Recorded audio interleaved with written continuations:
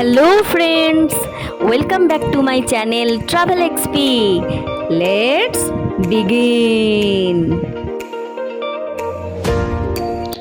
द्वारका नगरी की कहानी तो आप पिछले एपिसोड में देख ही चुके हैं। हम कैसे पहुँचे, हम क्या क्या किया। उसके अगले दिन हम सब गए थे द्वादश ज्योतिर्लिंगों में से द्वादशतम ज्योतिर्लिंग नागेश्वर ज्योतिर्लिंग की दर्शन करने और उनके आसपास साइट सीन घूमने।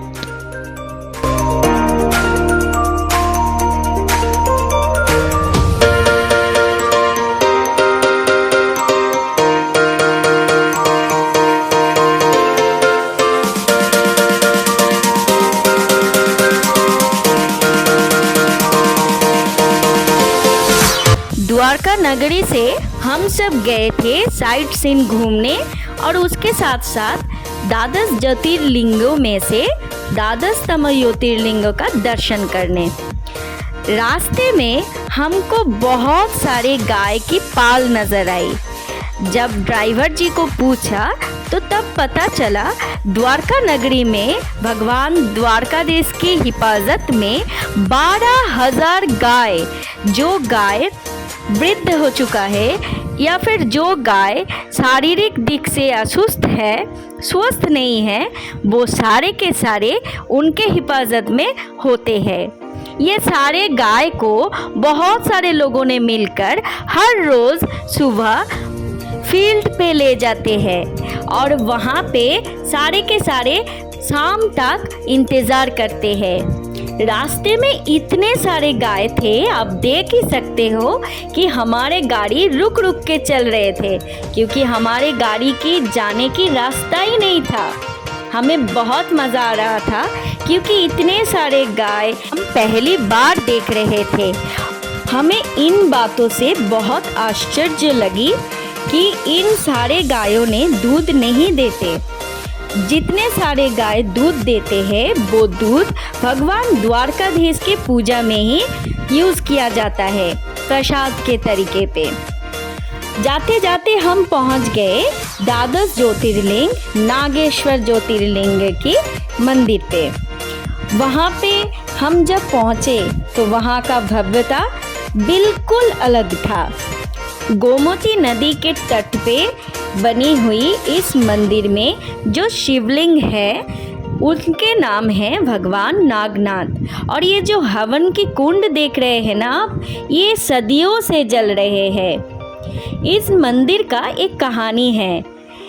जब अत्याचारी दारुक ने इन दारुका वन में शिव जी की भक्त सुप्रिया जी को बंदी बनाया था, तब सुप्रिया जी की असीम भक्ति और अटूट विश्वास से तुष्ट होकर भगवान भोलेनाथ ने यहाँ पे नागनाथ के रूप में स्वयं यहाँ पे दारुक को ध्वंस करके दारुका वन में द्वादशतम ज्योतिर्लिंग भगवान नागनाथ की रूप में विराजमान होते हैं। तब से इस मंदिर का नाम है नागेश्वर मंदिर और यहाँ की ज्योतिर्लिंग का नाम है भगवान नागेश्वर महादेव। ओम नमो हिरण्यबाहवे हिरण्यवर्णाय हिरण्यरूपाय हिरण्यपतये अम्बिकापतये उमापतये पशुपतये नमो नमः।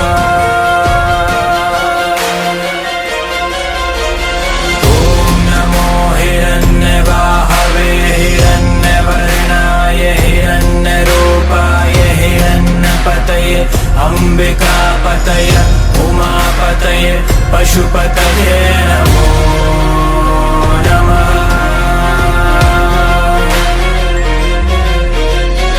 इस मंदिर का दूसरी खासियत है कि इस मंदिर में भगवान भोलेनाथ जी का 25 मीटर हाइट का एक बहुत बड़ा स्टैचू है जो कि बहुत दिव्य, भव्य और बहुत खूबसूरत है।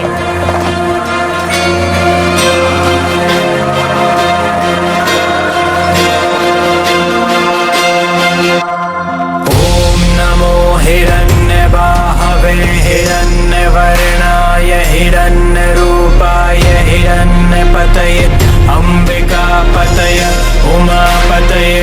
पशुपतये नमो नमः।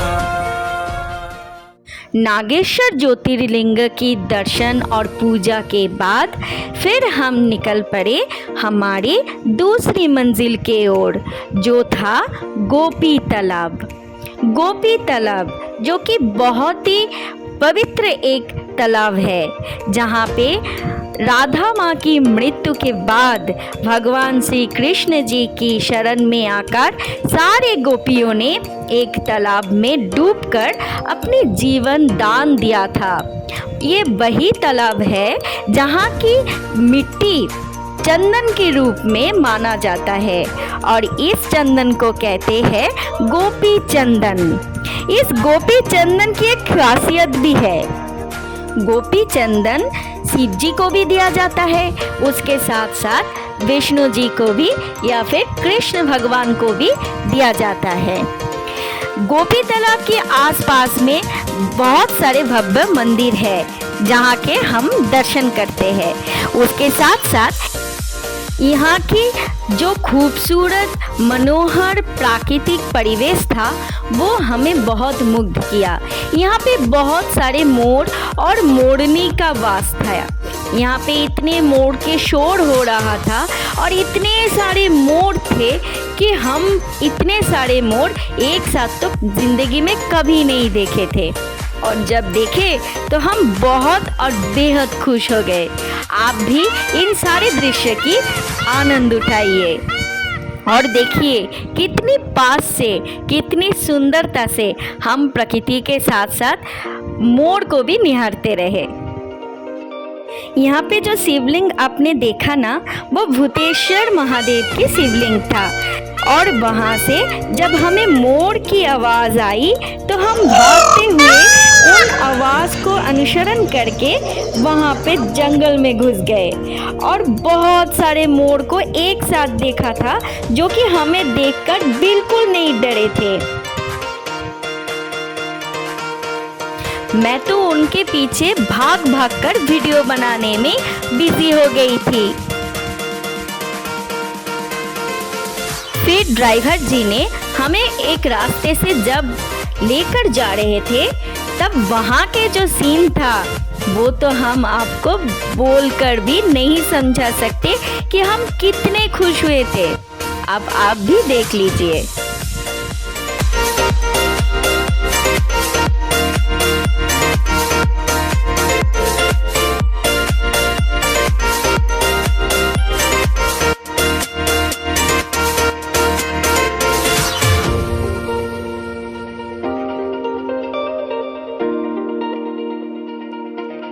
फिर हम चले थे हमारे अगले डेस्टिनेशन शिवराजपुर बीच के ओर। शिवराजपुर बीच जो कि भारत वर्ष में सबसे स्वच्छ बीच के शिरोनाम पे है।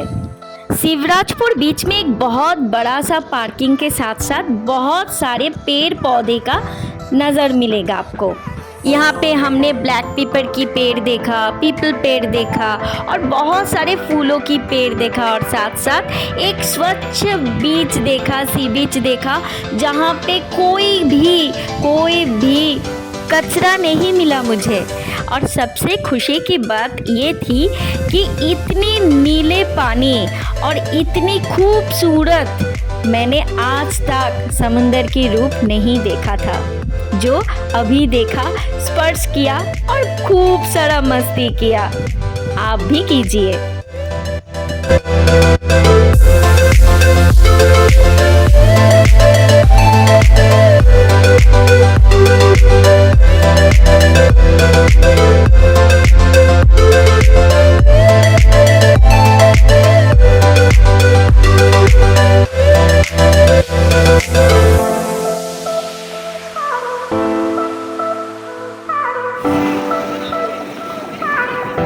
यहाँ पर ना बहुत सारे एक्टिविटीज़ होते हैं, सी एक्टिविटीज़, जैसे कि बोटिंग, पैराग्लाइडिंग, बहुत कुछ। मैंने तो ट्राई नहीं किया था, अगर आपका मन करे तो आप ज़रूर कर सकते हो।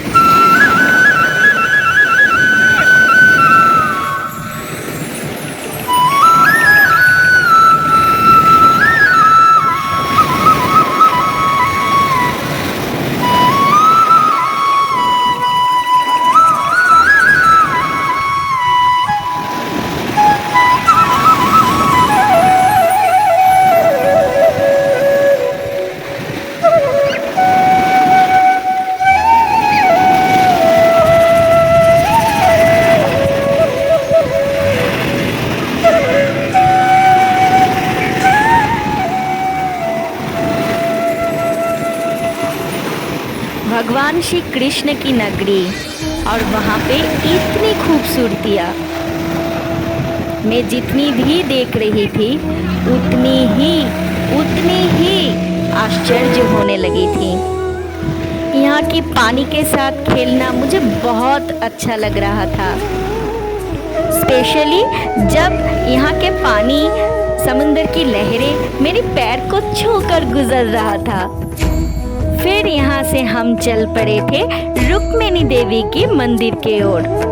रुक्मिणी देवी जो कि भगवान श्री कृष्ण के सर्वप्रथम पत्नी थे।